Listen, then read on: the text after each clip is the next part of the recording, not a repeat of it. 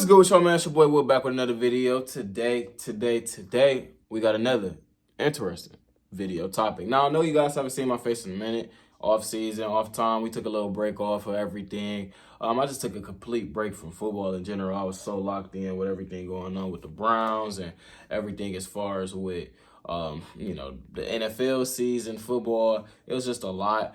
So I took a kind of break, didn't watch any videos. I don't know who you guys watch on your free time outside of me, of course.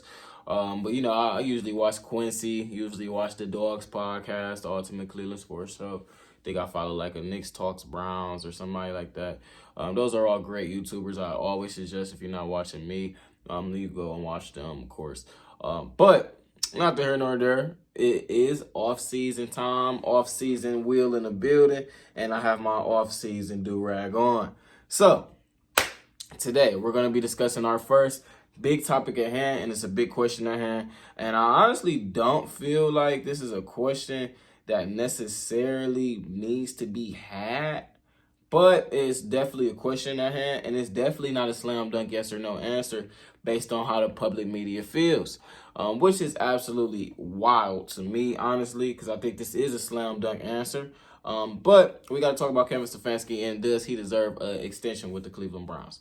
So this is going to be a very, very, I don't want to say difficult topic, but it's gonna be a topic of two biased people's going on. Hold on, let me put my phone on D&D. It's gonna be a topic of two biased people, pretty much.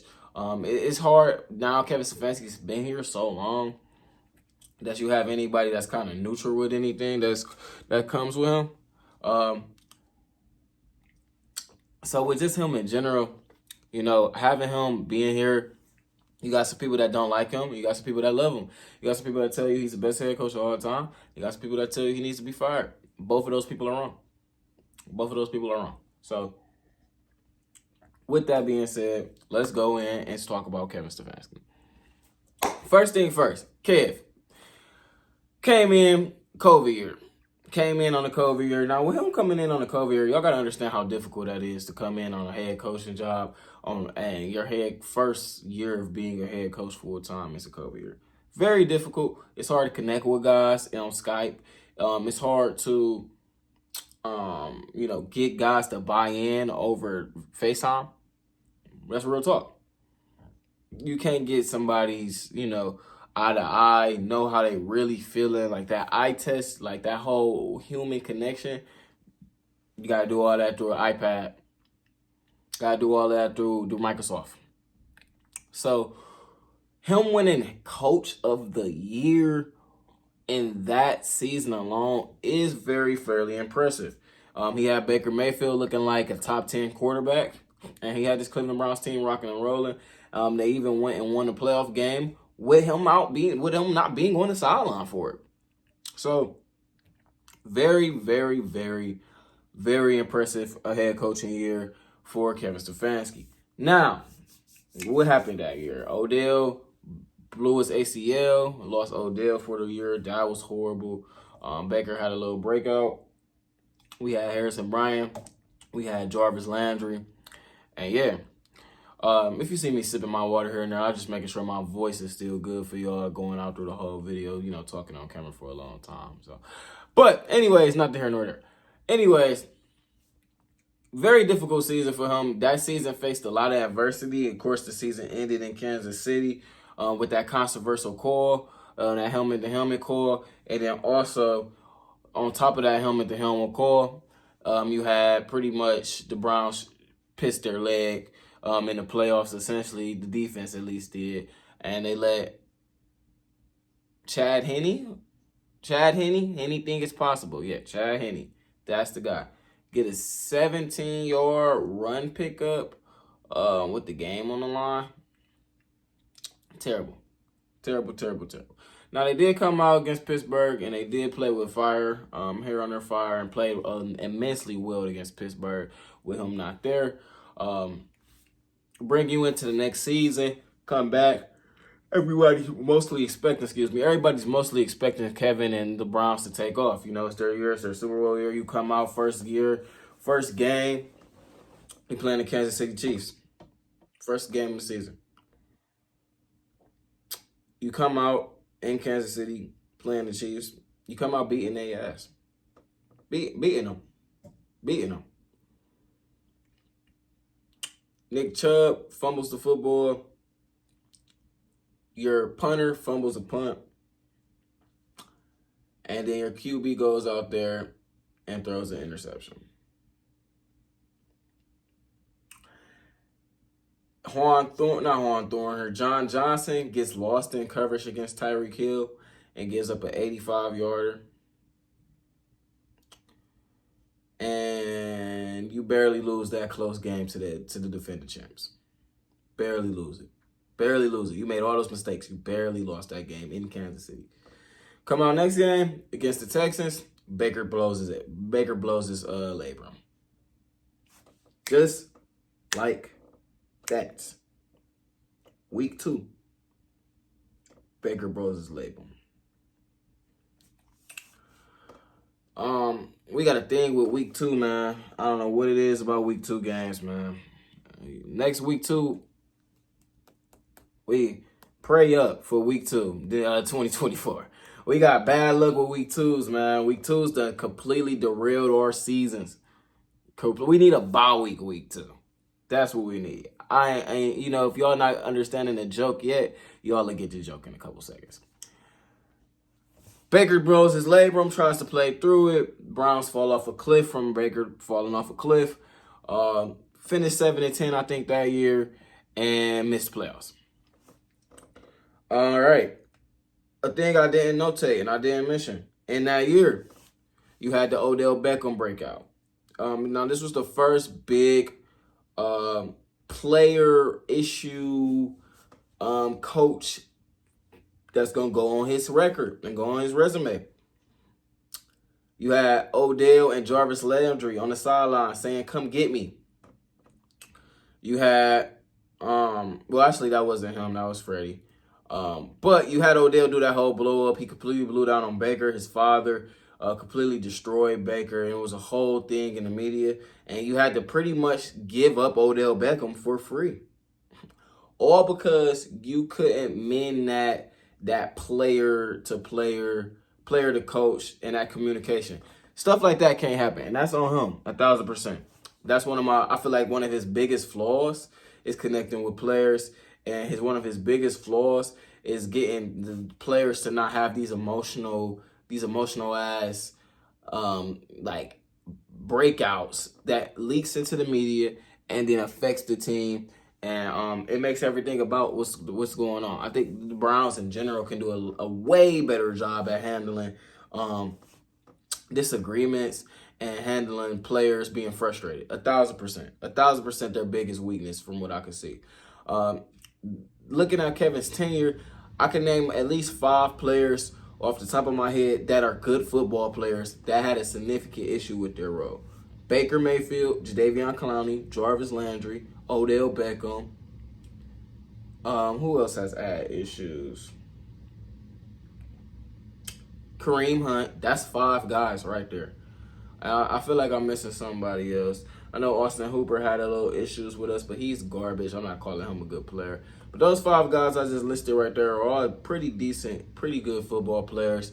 Has been in the league for a long time and has had multiple contracts in the league. Those 5 players all had outage, breakups, a bad breakup with the Browns essentially. And that's 5 players in a span of 4 years. Every year it's a new player that's upset, that's mad, that's saying F this team. And yeah, I feel like that's very, very, very alarming. You got to get your head coach to be on the same stratosphere as with everybody else. With him doing that and him going around and moving like that, it kind of creates the narrative that he can't control his locker room. That's my biggest issue with Kevin. That's my biggest issue. It's not the play calling. It's not the way he handles shit. Like, you got those people that get over here and, "I can't believe Kevin's not emotional. This is why we need the Lions head coach. This is why we need Greg Roman." Like, I don't care how he handles his issues. I don't care how emotional he is. I want to go off a results base. The results base is that Kevin has laid down and communicated something to ex-player, and ex-player never correctly gathered what was communicated thoroughly, which led to a blow-up, and that is on Kevin and his communication skills. Flat out. Flat out. It's on him. Now, we get into the 2020, what we at, 2023 season? Yeah, no, 2022 season. We get into the 2022 season, and we got Kevin here. It's the Deshaun Watson's first year. They had that whole Deshaun Watson thing. That was a whole thing in itself. That was a whole thing in itself. I feel like they handled that pretty well. Despite what everybody else may say, I'm not going to critique him for taking on a player with baggage and pretty much having his back. Deshaun Watson came out, could have been definitely more prepared to play football his first couple of weeks. But the Bengals game, in my opinion, was a good game. The Washington game, in my opinion, was a good game. So we're not going to critique Kevin based on Deshaun's performance. But what I will say is that ever since the playoff game in Pittsburgh, I don't think Kevin has had a good game coaching-wise in Pittsburgh for whatever reason. The Browns haven't played good in Pittsburgh since they did that. So that's one thing right there. As far as division goes, he owns the Bengals. He's been splitting with the Ravens a lot. He split with the Ravens this year. He split with the Ravens, I'm pretty sure, in the 2022 season because Deshaun beat him. And then I don't think we split with the Ravens back in 2021. But him and Harbaugh has been going at it back and forth. It's usually the Browns win in Cleveland and the Ravens win in Baltimore. It flip-flopped this year where we went and took them in Baltimore and they beat us with DTR in Cleveland. So he owns the Bengals. He's been winning in Cleveland against the Steelers and losing pretty badly at Pittsburgh. We gonna watch that. And he's mano-a-mano with John Harbaugh. Pretty good division record. Pretty good in the division. Very tough division. Hardest division in football. I'm gonna give that in the pro.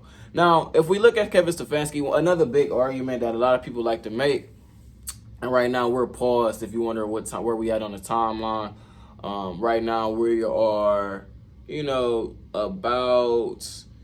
we had that big little blow up with Jadeveon Clowney. We gonna mirror all that. We kind of already went into that. We coming up on this year now as far as with our timeline. Now, if we talk about signature wins though all time, he had that signature win where Dearness Johnson had to start, and he came out and beat, who was that? The Jaguars? Was that the Jaguars? No, the Broncos. He had that he got a couple signature wins this year. We gonna get to. And he had that big playoff win. And he also beat Pittsburgh's B team, as Pittsburgh fans would say it, to make the playoffs. Coming on to this season, he's left with that big task of getting Deshaun Watson back on shape and back in stride. Not in shape, but back in stride to where he's been going at. He's also he's went ahead and completely revamped his defense. Him and Andrew Berry has went ahead and went about doing that. Bringing it into the year, this is one of the best rosters that the Cleveland Browns has ever had and Kevin has ever had the ability to coach. What did he show for it? He went out there, he won 11 games. Now, mind you, he won 11 games. Great. One of his best wins ever was against San Francisco. I was in attendance. A marvelous game. He had that game where we lost to the Seahawks, but he absolutely outcoached Pete Carroll for the most part. Completely with his play calling alone, brought us back in the game with guys like P.J. Walker. And he got a team that had 26% of their team on IR and 5 different starting quarterbacks get to 11 wins and make a playoff game. Make it to a playoff game. Completely impressive. Completely outstanding. And a lot of people want to associate the name with the Browns is not used to good shit. So that's going to discredit anything that anybody does for the Browns. Like, Deshaun Watson just went out there and had a all-time Deshaun Watson game. But because he plays for the Browns, we're going to discredit it and say we just not used to good shit. Same for Kevin Stefanski. I got people that'll say, Stefanski isn't that good. It's just that he's the best head coach for the Browns because our standards is low. Bullshit. Stefanski, with this resume, winning these games and doing what he's done, he's a 2-time coach of the year. You don't take a two-time coach of the year and you put him on any franchise. You put him on Pittsburgh. You put him on Baltimore. You put him on Kansas City. You can put him on San Francisco. You can put him on the Dolphins, the Patriots, whatever franchise you want to go with. You take away their coach and you put Kevin Stefanski from 2020 to here with those results, he's getting a contract extension. Not because it's Cleveland, because he's a good head coach. All the stats shows there. The eye test shows it. He's been under immense pressure, and he has succeeded from the most part every time he's been under pressure. Now, of course, it's bad moments like the playoff game, of course, against the Chiefs and the playoff game against the Texans. You completely wet the bed against the Texans. That's primarily on the defense. But for the most part, I mean, he's had a couple of bad games, of course. Who hasn't? But I think Kevin is more deserving of another 3 years added onto his deal. Now, I didn't go and look. Let me see if I could find his contract. I didn't go and look his contract up to see what year we are on his deal. But I know he got signed in, 2020? So, yeah, he had a 5-year deal that expires after next season. So, I'm going to fully expect him to get extended into 2029. That's what I'm expect, 2028 at bare minimum. But I think he's going to get extended into 2029. And I think that's the right decision to do. Now, of course, there's other guys like Andrew Berry that we got to talk about and see if we're going to go ahead and go about extending him. But I'm going to drop that video as well for you guys at a later date. But this is my video on Kevin Stefanski. I think if you take Kevin Stefanski's resume, take the name off and take the team that he plays for off, and you ask yourself, does this guy with this resume deserve an extension? You're going to say, hell yeah. And that's with the, if you think he's a subpar play caller, that's with that included, you know? There's not a lot of good head coaches. I think the best way, I heard it from Quincy Carrier, I think the best way to evaluate your head coach is if your head coach was to get fired right now, could he have a job tomorrow? And if Kevin Stefanski got fired right now and there was a position available, a 41-year-old head coach with a 2-time coach of the year, and I dragged the 2 different Browns teams that dealt with a lot of injuries and a lot of issues, drag those teams to the playoffs, he'll get hired. He'll get hired. So that's going to be my take and my opinion on it. I really want to show you guys thoughts on this and how y'all feel about it. So you guys comment down below. I'm going to respond and react to all the comments. Also, make sure y'all shout my clothing brand, Defig. That's also going to be in the comments. Make sure y'all follow me on Instagram, Snapchat, Twitter. I don't have Snapchat. Don't know why I lied to y'all. Make sure y'all follow me on Instagram and Twitter. I got my personal pages always with my link tree. It also do have a link to my business page. If you ever want to check out my business, I do sell tracksuits. So, yeah. We got a lot to talk about here still. Like I said, I got about 9 video ideas. So make sure y'all hit that like and subscribe button, man. Let me know how y'all like this video. It's your boy Will. I appreciate y'all. I love y'all. I'm out. Let's go.